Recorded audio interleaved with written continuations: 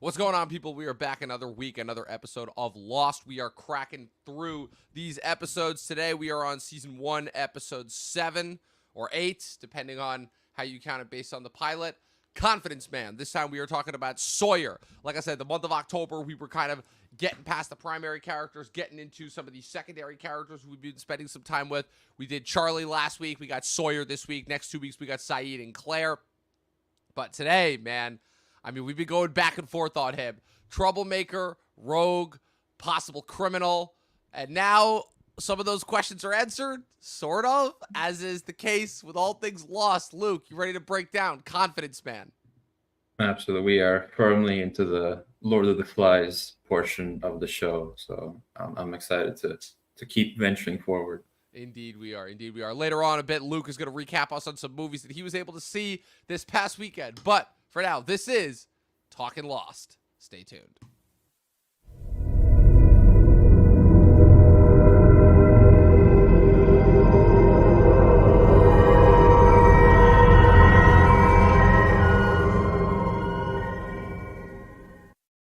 All right, Luke, Confidence Man. So here we are after the last 2 weeks in which, the survivors have kind of separated. One group's in the caves, one group's on the beach.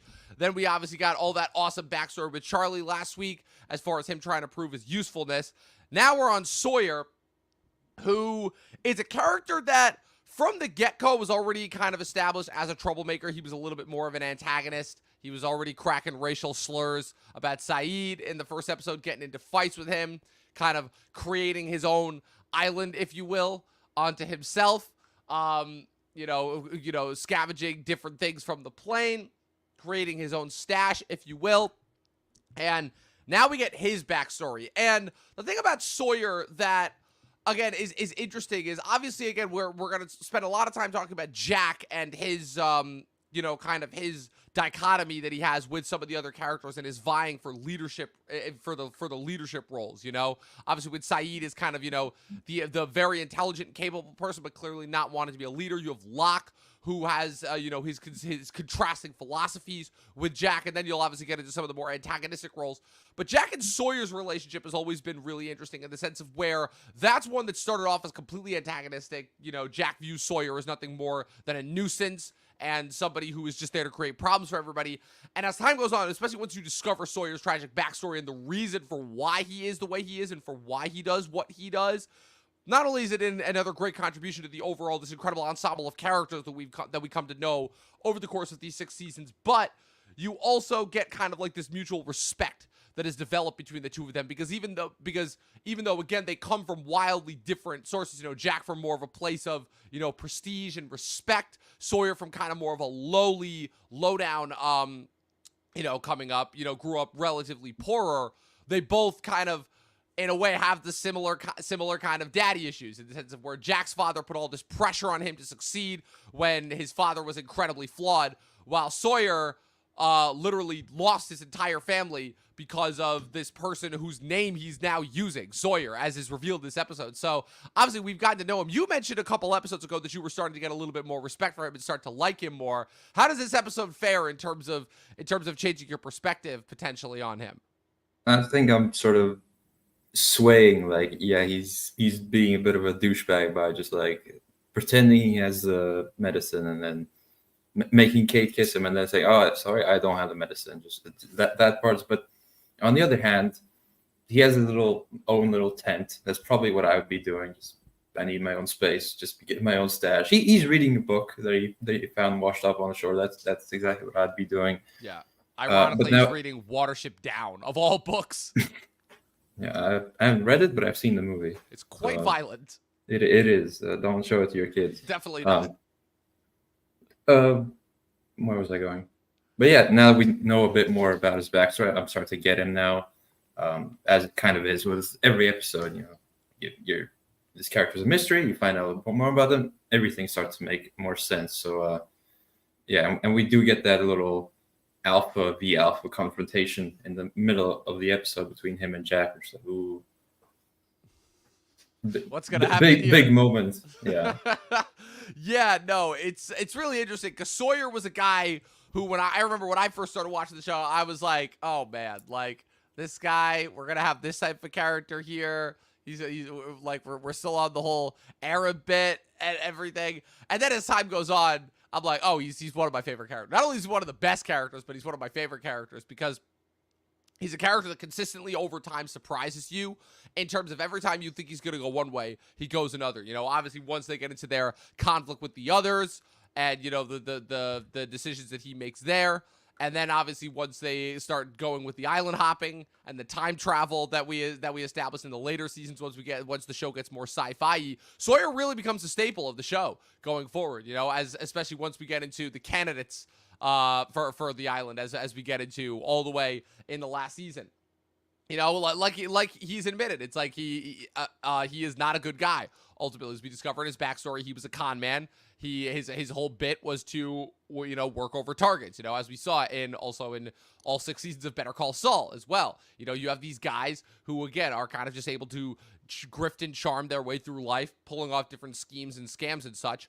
But the interesting thing about Sawyer, as he says, is he is a product ultimately of the man who ruined his life, where it's revealed that he's been carrying around this letter, as Kate discovers when he's swimming in the opening, he's been carrying around this letter the entire time saying, you know, dear Mr. Sawyer, you ruined my life, you stole all my dad's, you slept with my mom and you stole all of her money, and then you caused my dad to kill my mom and then himself, and I almost got killed. So now I'm going to find you, you know? And I will say that plotline does get paid off in a very, very unexpected way, that comes around in a way that you would not expect at all in terms of, you know, certain I'm gonna drop this seed right now early on. Certain characters that kind of ended up on the plane that you thought had no relationship or connection with each other. Turns out there may be a little bit more connecting seeds there. I won't tell you with who. I won't tell you with who, and I won't tell you how. But there may be some connecting seeds of certain characters that may pop up on the show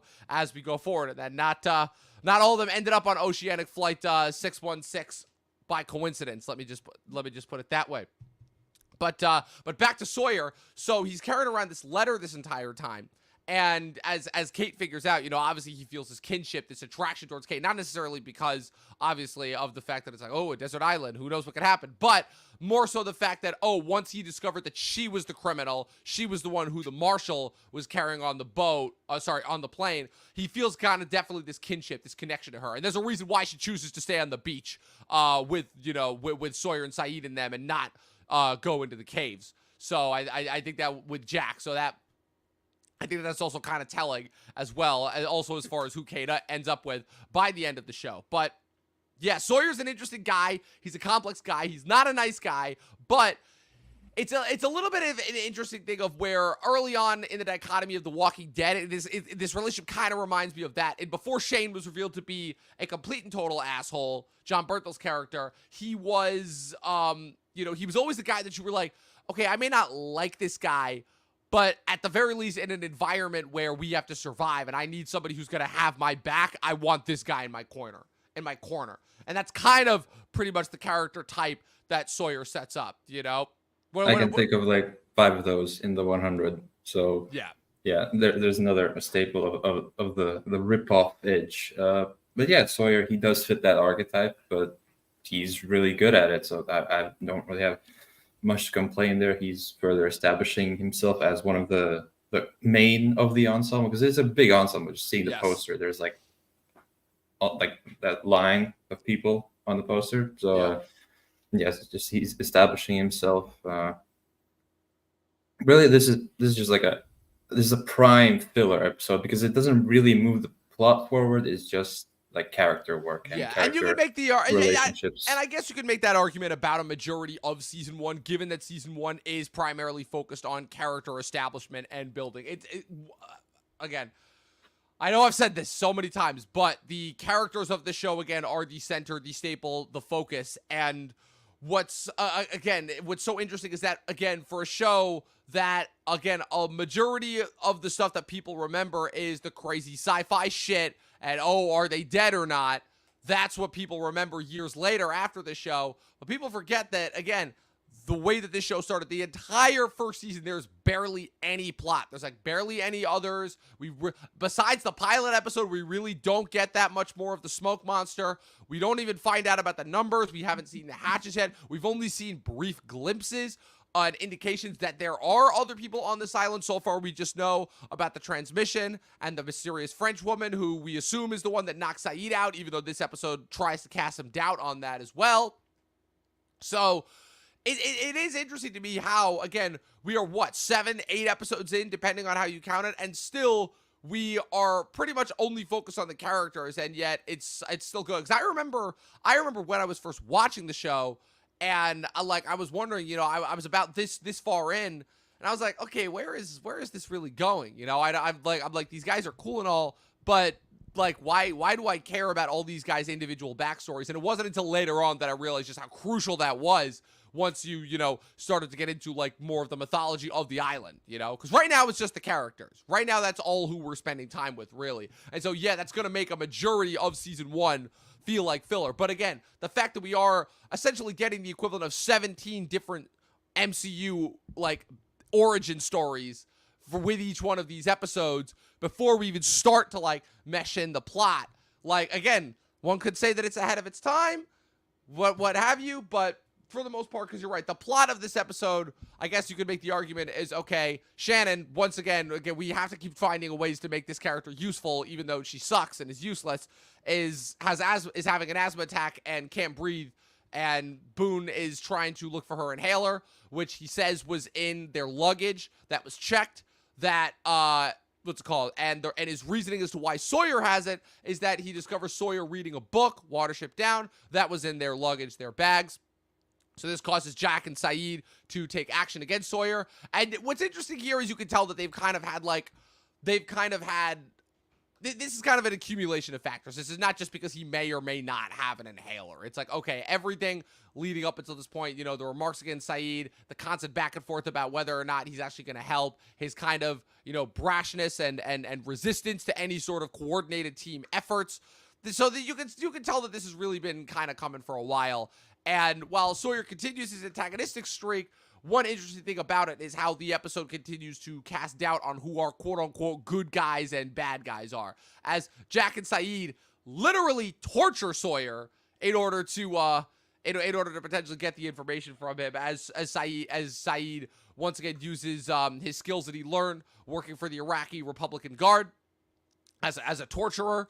I believe something along the lines of like sticking splinters underneath Sawyer's fingernails. So not exactly that was not pleasant not exactly watch. Pleasant stuff to watch, not exactly nice stuff to watch. But as they discover, as he reveals, he's like, yeah, I'll only do it for a kiss from Kate.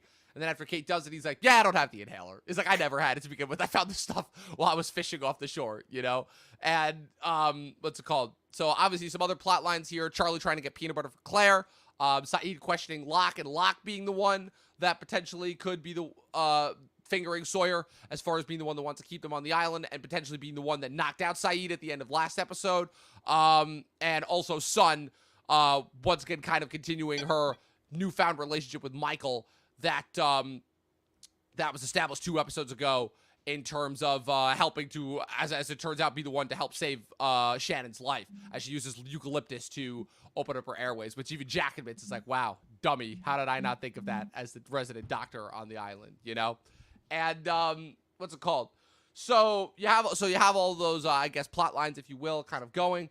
But I guess I guess kind of my thought process is like, ultimately the question for me that comes down to is, why do you think Sawyer why do you think Sawyer ultimately makes it seem like he is the one that has the inhaler when really he never had it? I feel like he could have avoided a whole lot of annoyance and hardships if he had just come clean about the inhaler. So why is it that you think that he chose to withhold that information?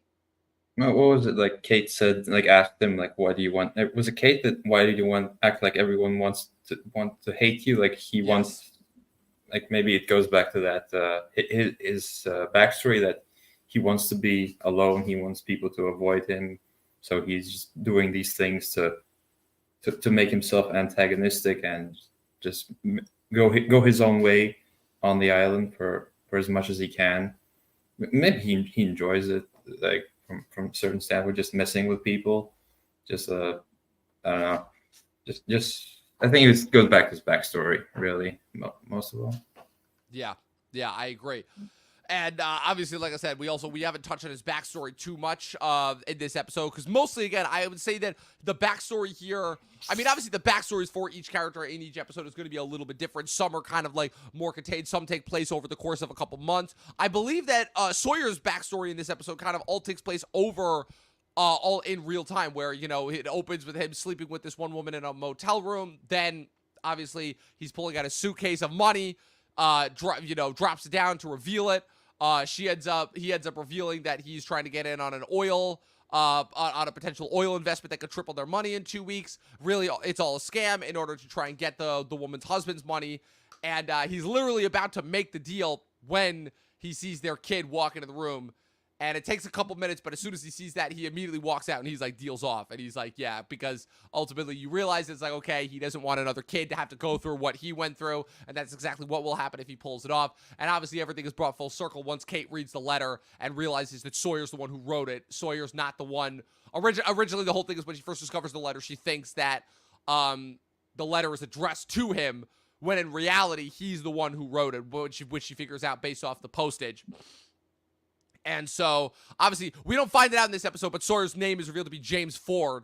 And like he tells Kate, the Sawyer whose name he currently has is the name of the man who, is the name of the man who did this to his family. And obviously, it's also revealed later on that's the reason why he was in Australia, because it got tipped off that the Sawyer that he's looking for might be in Australia, when in reality, it's just a matter of, okay, somebody just wanted somebody else dead, and Sawyer was an easy way to get it done. So even though it's not necessarily stated, obviously, again, we find out why each and every one of these characters are in Australia. You know, Jack was there to get his father.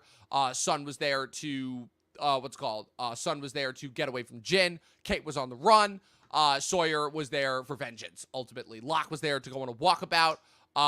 Charlie, I don't remember if they told us why he was there, but ultimately that's another thing that's going to be revealed through these flashbacks, is not just, obviously, you know, what emotional turmoil each of the characters is going through, but also their reasoning as to, you know, also how that ties in with them, and as far as bringing them to Australia, which is what puts them on the flight, which eventually moves them to the island. So it is all connected, even if it doesn't seem like it, even if it all seems random and miscellaneous. You know, obviously this was a staple of network TV shows, because they have to have so much filler that by virtue of that fact of them having to fill a 22 to 25 episode count, they're gonna have material and storylines in that gets dropped. But Lost, I would say, does a very, very particularly good job of making sure that, similar to The Wire, all the pieces matter in terms of these stories that we're getting on these characters.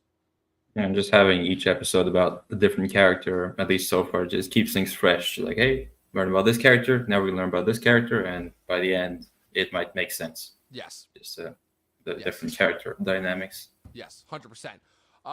Obviously, some other couple takeaways as well. You know, Michael and Jin have another brief confrontation going off of, you know, from last two episodes, when Jin sees Son talking to Michael, and Michael tells him just straight up, he's like, just don't, man.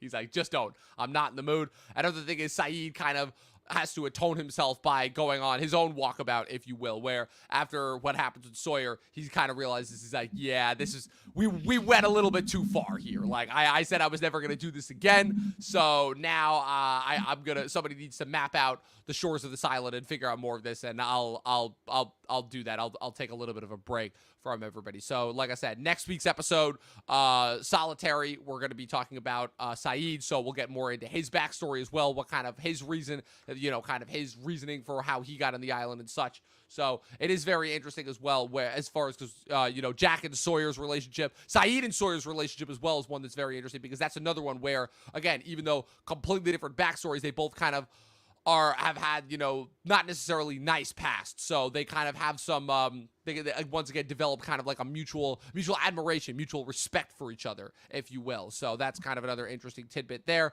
Like I said, further continuation of, of Kate and Sawyer, of Son and Michael, of Charlie and Claire. You also have Charlie's burgeoning relationship with Hurley that's building up. Hurley, once again, is a character who I forget how little time we actually spent with him, how he really is more of a jokey side character.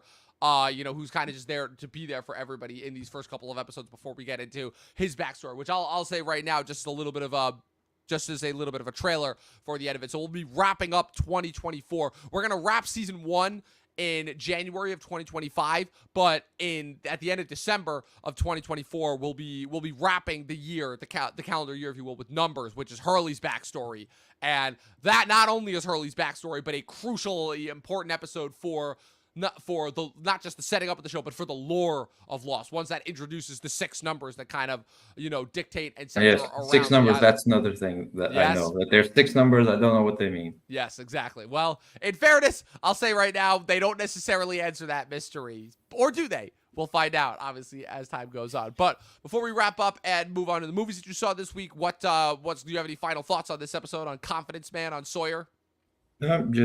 Just another solid episode as they are every week. Like I said, at the beginning, we are getting into the Lord of the Flies episode. People are going more savage mode. Jack and Saeed doing the old torture job on Sawyer. I did enjoy Saeed going that full, unfortunately for both of us, that is false. And then he starts doing the torture. Like, oof. Yes. But yeah. Or when he's like, "Good morning," and then knocks out Yeah. Sawyer. That was great. At least Love he's that. polite about it. Yes. At least he's always polite. That's the thing about Saeed. He is always polite. Oh, man. If you think him with Sawyer was now, wait until they introduce Ben Linus. Wait until we get into that. And also Locke. He has like one line in the whole episode, and it's just like, Yep. he always knows exactly what to say. Also, It's brilliant. you know how I know you're becoming a Lost fan now? You're starting to remember the characters' names. I am. Like, I could probably name most of them now. Yep.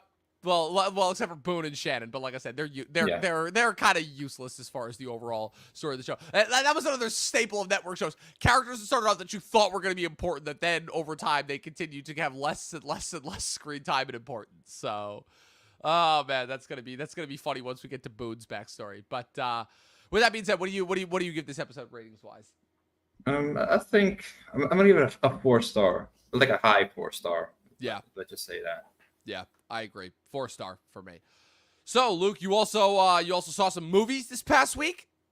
I did, just the 2, but they are 2024 releases. With my evening lectures, I'm watching a lot less movies, and we only have Thursdays free, so that's my movie day.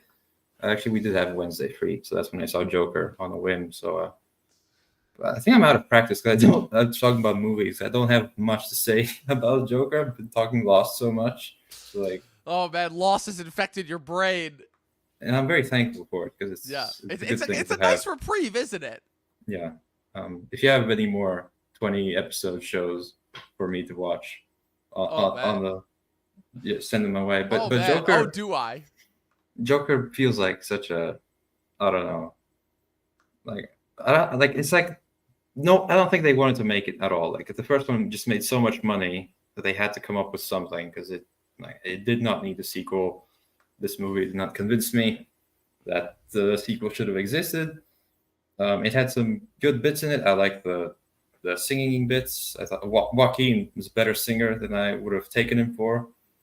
Of course, with Lady Gaga, she can always sing. Mm-hmm. But yeah, I'm not gonna be too bothered by this one, let's say. Yeah, I will say that even though my thoughts on it are the total opposite of everybody else's, I still once again question the existence of this movie, other than, like you said, the first one was such a phenomenon they had to capitalize it in some way, you know? But even, yeah, from a pop culture standpoint, this movie is a little bit of an oddity, you know? But I still kind of enjoy it for that. So, and then you also saw We Live in Time, which I was planning on watching yesterday, and then I did not. So, what did you think of that? It was just a really solid romantic drama type thing. You know, it's nothing mind blowing. It's like the most mind blowing thing is that it's edited in 2 timelines. It's like when they first meet and then after the cancer diagnosis. Just 2 of my favorite actors doing a movie together. It feels like something you'd get in the 90s, just like 2 big actors doing a regular movie. Just like no explosions, no nothing. It's funny in times, it's emotional, but it's not like, as you once called The Last of Us, misery porn. Oh, thank God. That's it's just like, okay, it's emotional, but it's not gonna make you like ooh, it's so sad. It's like, Yeah. I still yeah. stand by my statement that The Last of Us is misery porn, but yeah, that's good to know at least. I'm watching, my plans are for this week, I'm watching The Apprentice on Monday, and then I'm watching We Live in Time on Tuesday night before I get into this coming week's big release, which I'm very, very much looking forward to, Anora, which obviously is getting a lot of hype. One of my favorite directors working. One of my favorite, Mikey Madison is about to have the breakout turn that's going to catapult her into superstar status. I'm very, very excited about this. This is set to be one of the big Oscar front runners and contenders. And it was the 5th Neon movie in a row to win the Palme d'Or at Cannes after Parasite, Titan, Triangle of Sadness, and Anatomy of a Fall. So Neon has been killing it in the 2020s, kind of in a way that A24 is not. So I cannot wait for that. And then, like I said, we're going to wrap October with Raised by Another. And I'm still wondering if I'm going to actually bother watching Venom: The Last Dance in theaters, but I might, just because I've seen the first 2 in theaters, so I feel like I have to wrap the trilogy and wrap this goofy, very strange last 6 years of existence. So that'll be interesting, to say the least, before we get into My theater's they're playing all 3 of them in a row. I'm like, Oh, no, God. that's too much God. Venom. Oh God, this is far too much Venom. So many thoughts about like how much brain cancer people will get from actually sitting through those 3 movies back to back in a row. And what else? The Substance popped up on my website where I watch my movies. Let's just call it that. So I'll be watching that this week. All right. Finally gonna get Luke's thoughts on The Substance. Yes, because we only get 1 screening, and I have a lecture on that time. It's part of the Riga International Film Festival. Man, do what you gotta do. Do what you gotta do to watch these movies. And I will watch Smile 2 because I like Naomi Scott and I like the first movie somewhat. I did not see the first one. It looked entertaining. This one looks entertaining. Will I be watching it? Probably not. But yeah, I'm just not that guy that like needs to watch horror movies during Halloween, because I usually find that a lot of the horror movies that release during the month of October are really bad. And unfortunately, they had a chance.